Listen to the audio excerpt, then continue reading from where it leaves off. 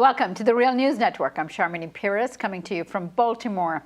In breaking news, the White House announced on Tuesday that President Obama intends to remove Cuba from the American government's list of nations that sponsor terrorism.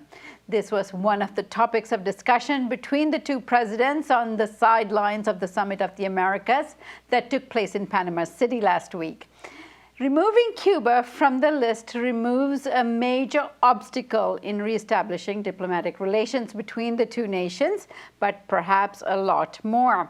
To discuss the move, I'm joined by Aviva Chomsky. She's a historian, activist, and author of 8 books, including The Cuba Reader and A History of the Cuban Revolution.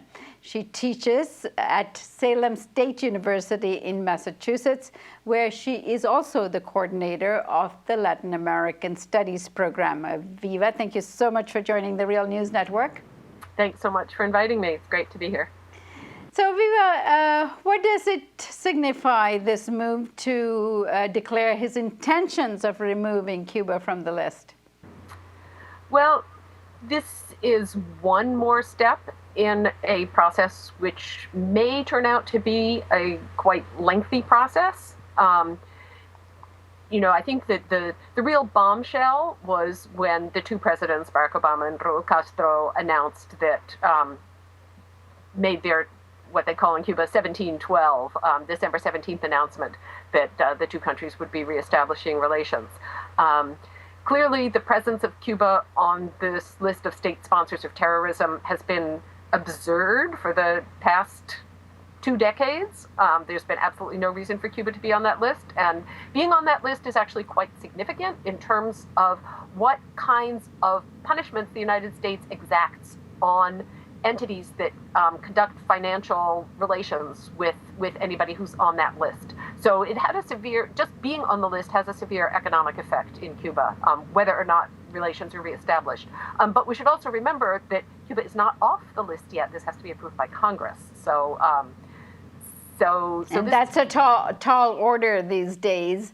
I am wondering, could you sort of just for our audience who hasn't been following this issue historically, what does this mean in terms of getting removed from the list if it happens?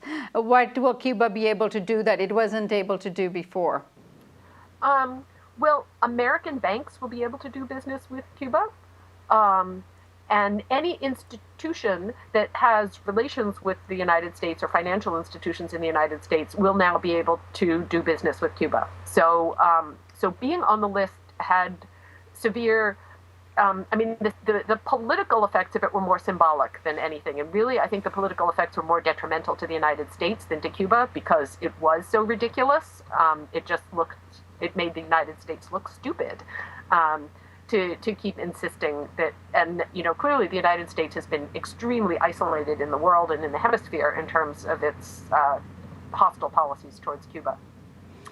And the purported reasons that Cuba was on this list as a state sponsor of international terrorism was because of its granting refuge to members of the Basque organization, ETA, and the Colombian organization, the FARC. Now, while it's true that both ETA and the FARC have carried out armed acts of resistance against their respective governments, in both cases, Cuba granted refuge at the request of the Spanish government and the Colombian government as part of negotiating peace agreements between these organizations and respective governments. So to claim that that was sponsoring terrorism was really quite far-fetched. And let's take a look at the current negotiations underway to restore diplomatic relations with Cuba.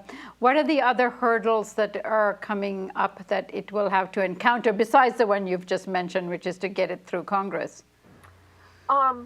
So getting the removal from the terrorist list through Congress is one obstacle, but there's other congressional obstacles ahead, too. That is basically every step of the reestablishment of diplomatic relations is going to have to go through Congress. And one of the biggest pieces beyond reestablishing relations is the embargo or blockade. And that can only be removed by Congress. And that's really a long shot to imagine that Congress would take a radical step like that this Congress would take a radical step like that. And from Cuba's perspective, establishing relations with us is great, but as long as the embargo or blockade stands, there's still going to be serious economic impacts. So getting what Obama wants through Congress is one obstacle. But the second obstacle is we need to look closely at what exactly does Obama want. And he made it really clear, and has made it clear with each of his statements on this, that while the United States wants to have a less hostile relationship with Cuba, it is still our intent to meddle in Cuba's internal affairs and to try to determine what sort of government Cuba should have. And that means that Obama has said nothing about ending the USAID and other programs in Cuba aimed at what he calls democracy promotion, and what really means overthrowing the Cuban government. And Aviva, one other thing that's happening here is that the question of reestablishing relations with Cuba and restoring economic relations is all seen as something that would favor Cuba rather than the United States. And there's huge economic interest on the part of the United States in reestablishing these relations. So I'm wondering whether the Republicans will actually put up a fight against this. I think the Republicans are divided, as they have been on many issues, between those sort of old school Republicans who represent business interests and the radically insane Republicans who represent the more Tea Party sort of interests. The old Republicans who represent business interests, the Wall Street Journal has called for an end to the embargo. So the business classes and their representatives in Congress, many of whom are Republicans, especially from the farming states, although they've already actually gained a lot of exceptions to the embargo, they are in favor of ending the embargo. But we have not only the usual Tea Party suspects, but also the Cuban American right wing, who have already spoken out very, very fiercely against this. So exactly how it's going to all work out in Congress is a little hard to predict. And then finally, Aviva, the irony of all of this is while diplomatic relations are in the process of being reestablished with Cuba, the Obama administration has also slammed an executive order declaring Venezuela an ally of Cuba and very good friends of Cuba as a national security threat. What does that mean?